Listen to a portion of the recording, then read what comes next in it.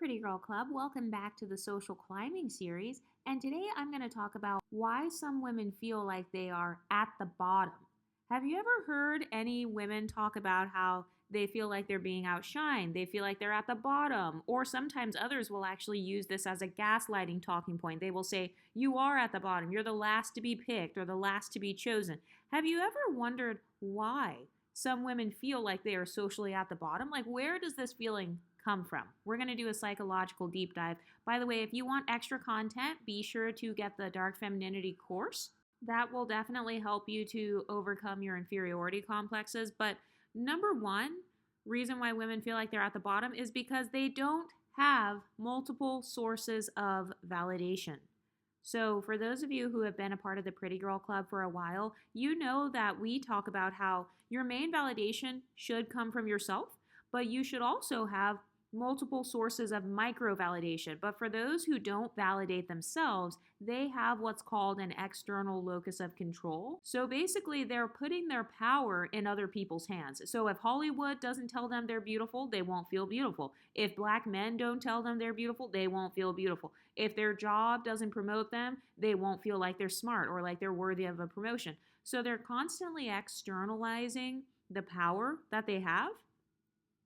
But one of the ways you can solve this and validate yourself is by reflecting on your own achievements. Like every time I get another 1,000 subscribers on here, I will go and get myself a yummy iced tea. I will go and celebrate somehow. So a lot of women, they talk about going where you're celebrated, but these women also forget to celebrate themselves. They don't know how to celebrate their hair. They don't know how to celebrate their skin or their makeup or their phenotype or their racial background. So whatever it is, that they don't know how to validate that area for themselves. So one thing I also used to do when I used to work a 9 to 5, if I would get pissed off about not getting a raise, I would give myself a raise. You know how? By saving money and investing it.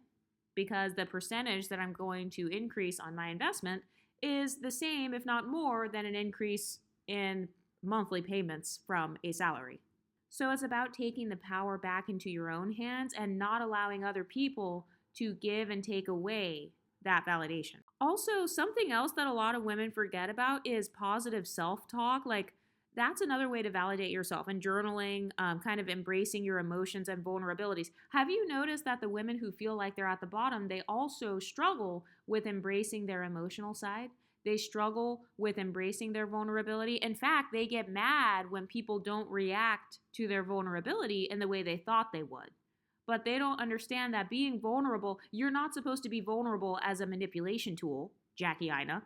That's not the reason that you are vulnerable. Being vulnerable should be a part of self-acceptance, which means regardless of how people react to me talking about being called auntie or being insecure of my age, regardless of how people react, I am proud of the fact that I was vulnerable about that. So I don't get mad if people make fun of it. But for some women, they get so triggered by people making fun of them because they struggle with shame. So they've got a lot of toxic shame. A lot of them will go into what's called a shame spiral. So a shame spiral is like, let's say somebody laughs at you, then you start thinking to yourself, oh, I'm ugly. Oh, it's because I'm fat. Oh, it's because I'm dark skinned. Oh, it's because I'm black. That's why they don't like me. I'm at the bottom. I'm the last to be married. That is actually a shame spiral. But number 3, another reason that women feel like they're at the bottom is because no one acknowledges them. Okay, so nobody speaks to them. When they walk in the room, nobody says anything. And it's even to a point where sometimes they'll get mad and they have a saying called, you don't speak to nobody. Or why you ain't speak to me? Why you acting funny? So what they're really saying is that they're starving to be acknowledged. They're hungry for acknowledgement. They want popularity. So they want to walk into the office and people say hi. They want the cashier to speak to them. They want people to acknowledge their existence. And that's totally normal. That's actually a normal human desire, but they don't know how to be friendly with others. And so that's usually why no one is friendly with them. So it's almost like some of these women have a sense of entitlement where it's like, you have to speak to me, but I don't have to speak to you. And then also you have to speak to me first. So you have to say hi to me in the office first. Otherwise, I'm not saying hi to you. I'm going to say hi to everybody except you. And then they'll turn around and get mad when you keep the same energy with them. Well, that's another part of feeling like you're at the bottom. You are not receiving the acknowledgement that you want. Or you think that random strangers owe you an acknowledgement. That's an unrealistic expectation. I don't expect every person in the grocery store to stop what they're doing just to say hi to me as I'm walking by. So for some of these women, they feel like they're at the bottom because what's really happening is they don't know how to get the acknowledgement they desire. So I've actually talked about this on this channel before. What type of acknowledgement is your favorite? What kind of compliments do you like the best? Where do you like to receive acknowledgement the most? So those are very important things when you're like determining your social strategy. If you're one of those people who really cares a lot about how you're perceived at work, then that means you would want to prioritize more so like being friendly at work and like having lunch with people and stuff. I'm not one of those people. I never was. But when it comes to fitness environments or feminine environments, I care greatly about people acknowledging that. So all it takes is just you being honest with yourself. Okay, who do I want to acknowledge me? Women, men, customer service workers, everyone, social media people. Do I want likes on social media? All you have to do is ask yourself that and then ask yourself why. Why do I want this acknowledgement? Oh, okay, because it makes me feel validated in my femininity. Oh, okay, it makes me feel validated with being well liked. So the people who say stuff like you don't speak to nobody, those women, they value popularity, but they just haven't admitted that to themselves.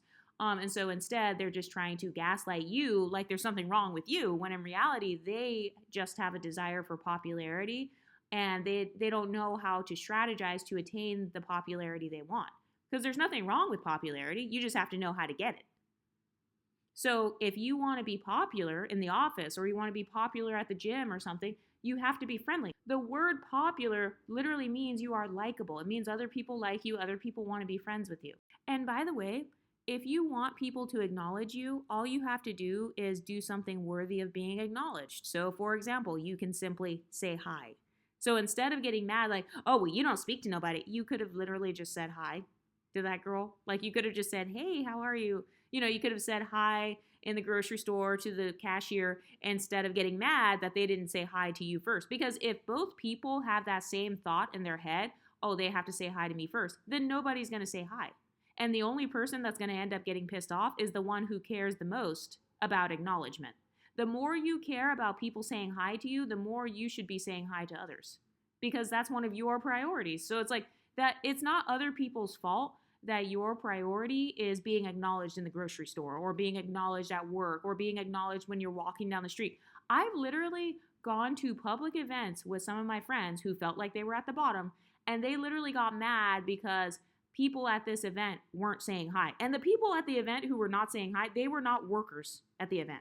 These are just like regular people who were also attending the event. So that's what I mean when I talk about like entitlement and not knowing how to strategize. So it's like, okay, clearly you want attention at this event. So that's something you should have strategized about before. Like, hey, I really like getting attention when I go to the mall. So let me make sure that, like, I don't know, maybe I get dressed up, or maybe I say hi to people in the mall, or maybe I like do something special to where I get to have more social interactions. Being socially successful requires strategy. And the women who feel like they're at the bottom, they don't have any of that. They don't have any strategy. You know why? Because they weren't taught strategy, or strategy was discouraged. They associate social strategy with white supremacy in some cases. They associate social strategy with being a Jezebel or being like demonic or like being a narcissist. And so they're scared of their own desires. And they also have a fear of being seen, but then at the same time, they get mad when they're invisible. Make that make sense. But women who feel like they're at the bottom feel that way because they won't admit to themselves that having a social life is important to them. So if you're struggling with this, all you have to do is what we talk about on here, which is creating a pretty girl social calendar. I really hope someone in the exotical space designs a calendar and sells it, because I would totally buy that. No, I'm not going to create one and sell it because I don't feel like it, but I will support exotical businesses. But no, you can create your own pretty girl calendar. So basically, you want to create a social schedule for yourself. If you're one of those girls who cares about people acknowledging you, and that's normal. I care about people acknowledging me. I'm an extrovert. If you're an extrovert, you care about people acknowledging you. Well, actually, it's not even just an extrovert thing. If you are a human being in general, you care about people acknowledging you, because when a child is developing, if no one acknowledges the child, did you know that they actually classify that as neglect and abuse? But one of my social strategies, though, is I like to go where my friendship type hangs out. So, just like how you have a dating type, you also have a friendship type. And a part of why you might struggle to make friends is because you're not doing hobbies you love or you're not going to places where your friendship type hangs out. Because I've noticed a lot of women, they'll be like, oh, I don't have any friends. And I understand social PTSD. I also understand not having friends because you're transitioning. So maybe you just moved or you just had a baby or you just, something happened to where you're in a transition period. So that's fine. But I would say that if you're one of those people who cares about acknowledgement and friendships, all you have to do is just start socializing maybe 2 times a week or 3 times a week and make sure that you're socializing in spaces where you would actually want to make friends. So, like, I've already told you guys my friendship archetype and my hater archetype. So if I want to make friends, I'm not going to go to where my haters hang out. I've already told you guys what the hater archetype is. So I will avoid those types of women. Remember, whoever your hater archetype is, just go hang out with the opposite of that. So if a lot of the people that hate you tend to be like fat white women, then go hang out with skinny black women instead. That's just an example. But like, just go for the opposite of whoever hates on you. So if there's a particular socioeconomic status or body type or phenotype where they tend to hate on you the most, do not keep on trying over and over to make friends with people from that group. And I'm just being honest just because this is a good social strategy. You don't want to stay in spaces where you're not being celebrated. So if you went to a space 5 times and they were rude to you 5 times, don't go back the next time. I told you guys about how I stopped going to a workout class because my friendship type wasn't there. But another reason some women feel like they're at the bottom is because they don't make friends or anything. And that's because they only do solo hobbies. So if you only do solo hobbies, don't get mad if you're always solo. Like, I'm pretty sure that a lot of solo hobbies can be turned into group hobbies, like fitness. You can work out by yourself, but you can also join a workout group. Painting, you can paint by yourself, but you can also go to art classes. I'm sure they have art classes or paint and sip. I don't know. But have you ever noticed those women who feel like they're on the outside of the friend group? And I'm going to keep the same energy with them because they love to give us oh, you should have chose better. They love to say that when it comes to exoticals and us dealing with men. Okay, so I'm going to make the same argument with friendships. Should have chose better. So if you feel like your quote unquote friends are colorist, texturous, and featurous, why are you hanging out with colorist, texturous, and featurous? So you can't hang out with someone toxic and then complain that they're toxic. Because like I said, that's actually a bad social strategy. Being around people who they make your emotional health go down, that's bad. But another thing that I like to do, though, to solve this problem is I have different friends for different activities. I don't try to force all of my friends to like the same things as me. No, that's unrealistic. Everybody here is a human being, okay? They all have their desires. So I get pissed off when people try to force me to like the same hobbies as them. And it's like, no, I do not smoke or drink. So you trying to sit here and talk to me and give me a lecture about why I should smoke weed, all that's gonna do is make me never want to hang out with you again. So that's another mistake that women make when they feel like they're at the bottom. They try to convince their friends to do the same things as them, or like they don't have different friends for different activities. So I have fitness friends. So whenever I want to go on a run, I go with these particular friends. Whenever I want to go to a yoga class, I have my yoga friends. By the way, one very easy way to make fitness friends is you just join some sort of fitness group. So just go to the gym, get a Planet Fitness membership or something, and then join the Zumba class. You are technically in a fitness group. And then you can just make friends with the girls in the Zumba. And then on Tuesdays, you can text them, hey, are you going to Zumba tonight? That's a very easy way to make friends because you already have a hobby in common. But I have like fitness friends. I have going out friends who like dancing. Because one of my biggest pet peeves is like, okay, I'm sorry, but if you don't like dancing or if you're one of those people that just like stands on the wall, you're not going to be a part of my going out friends. I can hang out with you and go get coffee. We can go get cupcakes. We can do like feminine hobbies during the day. We can go to a flower arranging class or something. But as far as going out, no. I have a different type for each different activity. And that's another thing. That's why I say that you want to have different friends for different things instead of getting mad that your friend doesn't like all of the exact same things as you. That's an unrealistic expectation. But I have the fitness friends, the going out friends, and then like super adventurous friends who like to travel or, they like to try different hobbies. So next month, I'm going to be going to a basketball game. I'm going to be going to like this. I told you guys about the New Year's party that I'm going to be going to. So I like to have multiple groups and stuff because another thing that happens is now you have even more sources of micro validation because friendship is a form of validation. And also, if you ever have a falling out with a friend, you still have 25 other friends or however many, well, it doesn't have to be 25, but you still have two other friends or something.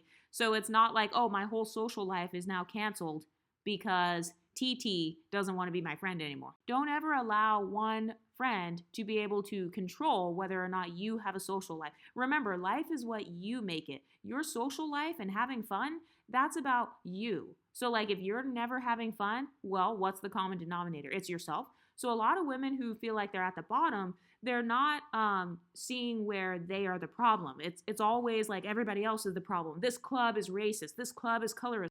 If you really think all the other clubs are racist and colorist, then why don't you go to black clubs? I don't see you wanting to go to the unambiguous black clubs. So it's like, okay, you can't go to white clubs, but then you can't go to black clubs. So do you see how they start instantly like putting themselves in a bind? They instantly start screwing themselves over socially because they don't know how to simply be strategic and pick and choose. No matter what friendships you have, no matter what social settings you go into, there are always going to be flaws. There's no such thing as a perfect friend who never has any bad emotions and she's just a robot. Have you ever met women who want you to be a robot? They want you to be a robot friend. And that's actually very narcissistic. It's almost like they want you to be their robot friend. They want you to be their sidekick or something, or they will accuse you of wanting them to be their sidekick. So it's like they have all these imaginary expectations of what a friend should be as opposed to just making multiple friends and having multiple different purposes. Oh, and that's another thing too. Like something else that will stop you from being at the bottom is reflecting on where you want to be socially or in terms of friends. Like, okay, what kind of friend am I looking for? Do I want a super close friend? Because some women, they're not just looking for acquaintances, they're looking for surrogate family. And don't get me wrong, I am open to sisterhood myself. I agree with the point of sisterhood. I think that's a beautiful thing. But at the same time, if you want sisterhood from me, you're going to definitely have to give me some sisterly behaviors. So I'm going to need, whatever you would expect from a healthy sister. So being emotionally available. Because a lot of these women who are looking for you to be their surrogate family, they're not even going to reciprocate. So they'll call you and they want to talk to you on FaceTime for an hour and complain about their boyfriend. And then when it's time for you to talk about something, oh, suddenly they're busy. So that's another thing that keeps women at the bottom. It's because they're leeches. They emotionally drain others. Their presence drains others and it makes people run from them. Other women don't want to be friends with them. Men don't want to date them. Jobs don't want to hire them. Yeah, it's because being in their presence is literally draining. Some of these women have really bad friendship strategies. And one of the mistakes they make is thinking that other women owe them something. So if we're all grown adults, you can't expect me to be free whenever you're free. You can't expect me to drop everything I'm doing or drop my plans so I can go hang out with you at the bar and then you get mad when I don't. Like with my friends, one of my boundaries is that you have to text me ahead of time. Text me a few days ahead of time and say, hey, do you want to go here on Friday? Because otherwise I'm going to make plans. Like I don't just leave. My schedule is not open. I'm not an open schedule type of person. I try to be productive with my time. I try to utilize my time. So if it's Thursday evening, I can tell you what my plans are for Friday. Even if my plans are sleeping or doing some sort of self-care, that is still a plan. So yeah, that's still a part of my priorities. Women feel like they're at the bottom because someone with authority told them they were, and they believed it. So someone they looked up to, someone that they respect, told them that they're at the bottom or they're last to be picked or that they're the least protected and least provided for, and they believed it. They internalized it. You only tend to internalize things when it's coming from someone you have respect for. You only care about people's opinions if you actually value that person's opinion. You have to care about what they think in order for their opinion to hurt you. So if a woman finds herself being hurt by someone else's opinions, it's because she cares what they think. She cares what light-skinned women think of her as a dark-skinned woman. She cares what biracial women think of her as a monoracial woman. She cares what white men think of her natural hair. as a divester. So the only way that you can really get hurt about someone's opinion of you is if you value them as a human being and value what they have to say, and if you have like a lot of respect for them, or you somehow want their approval, or you want their specific validation.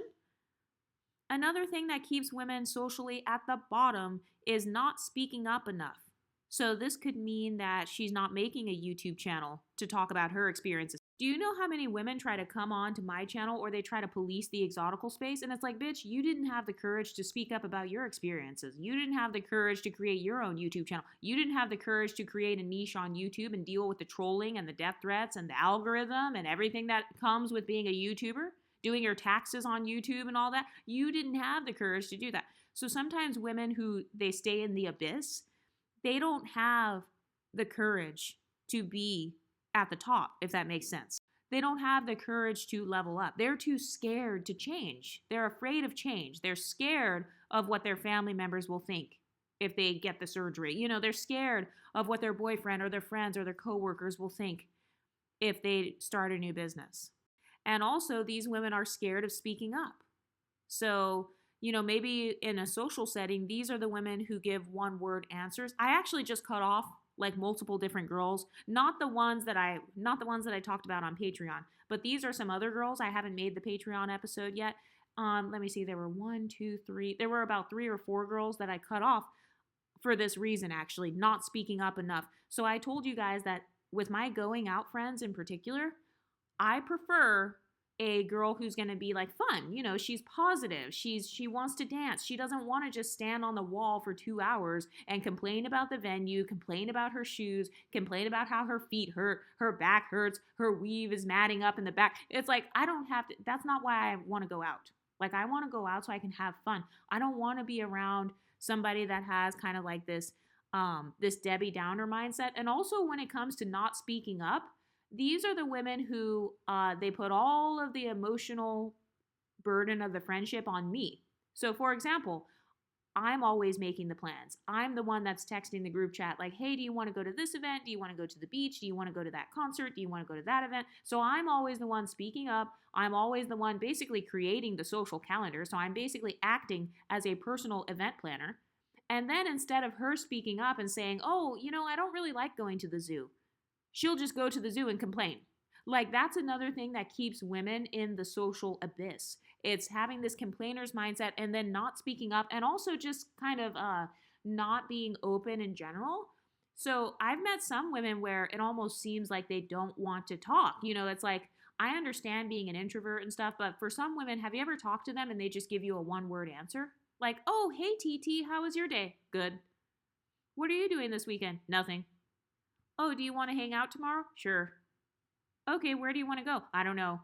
So it's like they're not giving anything emotionally. It's almost like you feel like they don't really want to hang out. But then if you don't invite them, then they get mad.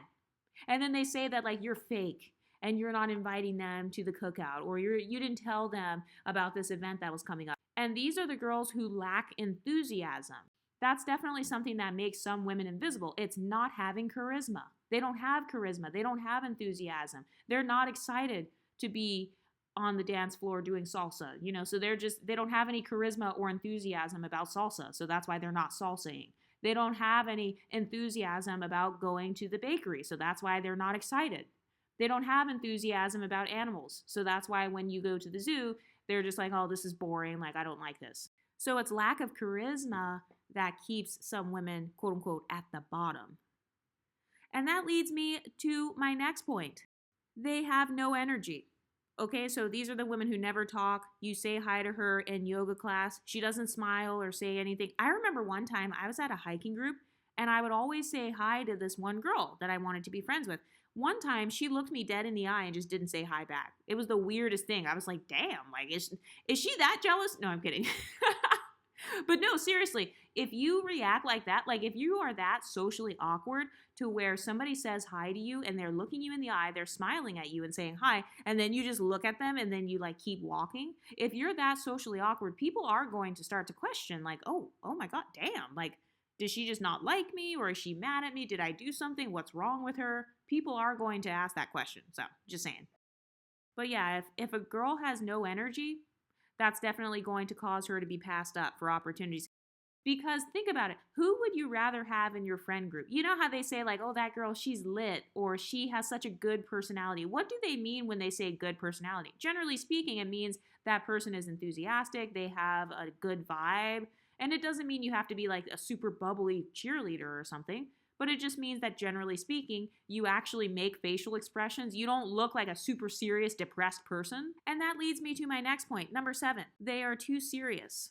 Everything you do and say is colorist, featurist, texturist, fatphobic, fascist. You want to wear a bikini, you're body shaming. You want to drink French roast coffee and not African coffee, you're a white supremacist. Some women stay at the bottom because they don't know how to be lighthearted.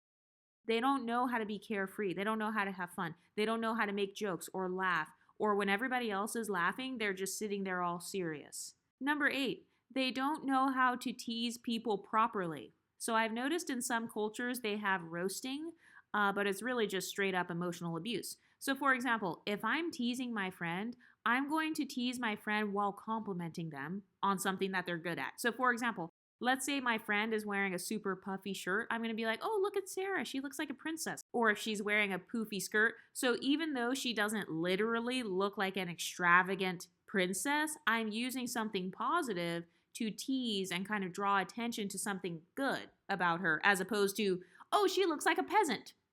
So do you see the difference in teasing? One of them is me teasing her saying she looks like a peasant. The other one is me teasing her saying she looks like a princess. In both scenarios, I'm teasing her because I'm comparing her to like these fictional characters, or I'm comparing her to like a cartoon or something. But one of them is a compliment. The other one is like, what? She looks like a peasant. You associate peasants with like poverty and struggle. So for some women, they stay socially at the bottom because they don't know how to tease people without abusing them. I've actually seen this happen with a lot of women and men. It's basically their teasing is kind of like a humbling tactic, or that's what it becomes. Even if they don't try to humble that person, they kind of do. But like another example of positive teasing. So one of my friends, she was like, oh, look at Exoticals United. You have a matching fitness set on. Like, I want to be like you when I grow up. Like basically she's teasing, like, oh, look at you with the matching set, or like, I want to be like you. So that's an example of kind of complimenting someone and kind of like teasing and joking. Like, she's not saying that she wants to be like me when she grows up, as in, I am 50 years older than her, and then like, she's making fun of my age or something. No, she's saying it like that's a positive thing. I want to have that level of fashion, as opposed to, why you got that fitness set on? This ain't a fashion show. Okay, so both of those are forms of teasing, quote unquote, or some people could argue like, oh, I'm just joking. But one of them was a negative connotation and the other one was more positive because she said, I want to be like you. She's kind of implying that she looks up to you. So that's what makes it positive versus basically saying you're overdressed with the other comment. Oh, if this ain't a fashion show, you don't need to wear that. Even if she is joking, that's not a funny joke because you're still implying that I'm making a social faux pas by dressing up. So some women stay at the bottom socially because they don't know how to pick up on social cues. They don't know how to properly tease someone without like being toxic.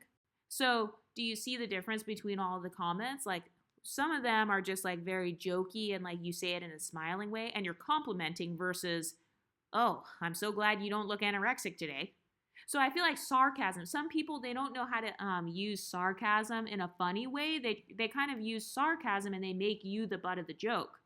And so that keeps them at the bottom socially because people are like, oh no, I don't want to be around someone that makes fun of me on prom night, or, I just want to be carefree and now I'm being roasted for my makeup and my outfit.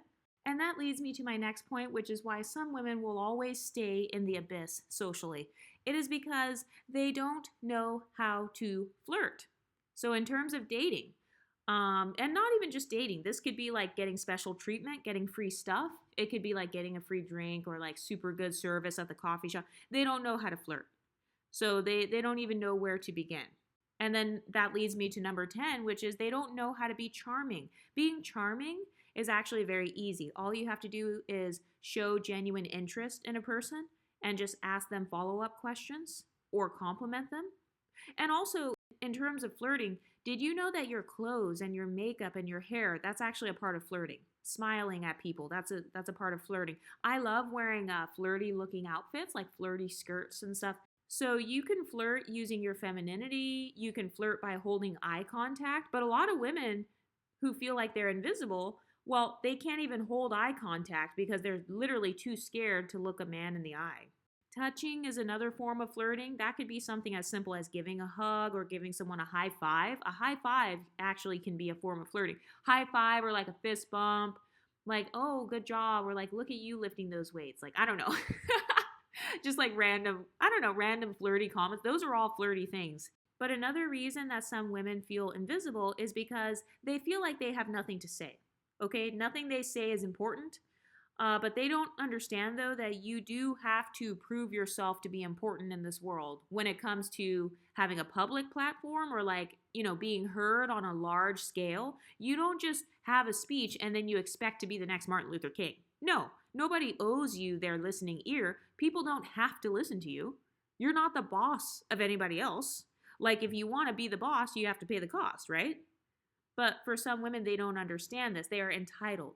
They think that because they started a business, that now the world owes them success. Or, because he's a black man that didn't end up in prison, now you owe him access to dating you or something like that. So they think that the bare minimum means that they should receive the ultimate reward. And that's another thing that keeps them at the bottom. Number 13, they hide their gifts and talents. Did you know that the definition of the word gift is literally something you share with others? So you might as well not have the gift. Stop calling it a gift if you never share it with others. So if you can sing, if you can dance, if you're a good speaker, if you're a good writer, if you're a good editor, but you never do it, you never share your skill with others, is it really a gift? Is it really helping you in life? Is it helping you to social climb? No, it's not. So for a lot of women, they hide their gifts and talents and then they want to talk shit about yours. So these are the women where maybe they're very talented makeup artists, but they never do their own makeup or they never do makeup on others. They never started their business, but then they want to talk shit about your makeup. And it's like, no, actually, the woman who is practicing her gift and actively doing it, she is the one who is going to have more social success because her gift is going to be validated more because she's sharing it with more people. She's sharing it with the world, whereas the other woman is hiding her gifts because, of course, she has the fear of being seen. Anyway, what do you ladies think? Have you ever met women who feel like they're at the bottom or they act like they're at the bottom?